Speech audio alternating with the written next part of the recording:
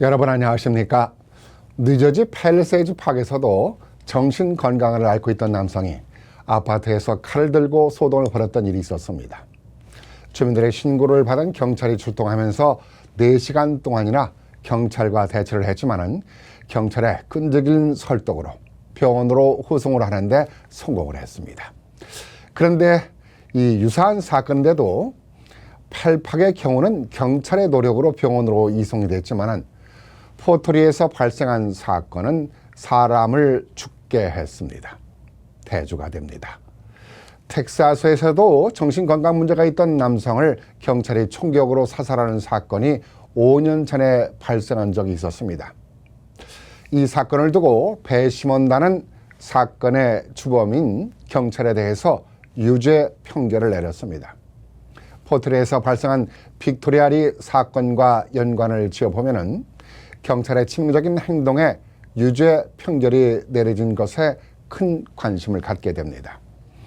빅토리아 리 사건의 경찰 유무죄에도 영향을 가져올 것으로 생각이 됩니다. 그렇다면 이 사건에 대해서 지역 주민들도 큰 관심을 가지고 있기 때문에 무엇보다 한인들의 목소리가 지속적으로 이어져야 한다는 생각이 듭니다. 뉴저지 한인회와 뉴욕 한인회가 한두 차례씩 빅토리아 사건에 대한 진상규명과 처벌에 대해서 시위를 했습니다마는 한두 번으로 끝날 일이 아니라 보다 지속적이면서 효과적인 시위가 이루어져야 한다고 생각합니다. 이젠 따로따로가 아니라 뉴저지와 뉴욕 한인회가 연합을 해서 하나로 이어져 가자는 것입니다. 그래야 좋은 결과를 얻어낼 수 있을 것입니다. 한인 사이의 지난날 사건들을 돌아보면은 피해를 당하는 억울한 일이 일어날 때마다 우리의 소리를 내는 시위를 가졌지만 단발성으로 끝나다 보니까 미국의 지역 정부들이 뒤에서 수군덕거리는 말이 있었습니다.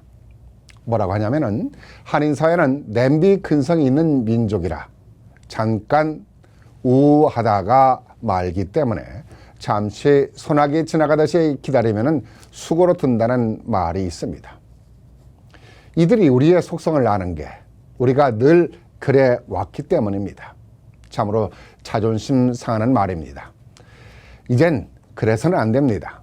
우리의 인권은 우리가 지키는 일입니다. 역사를 통해서 미래를 배운다고 했습니다.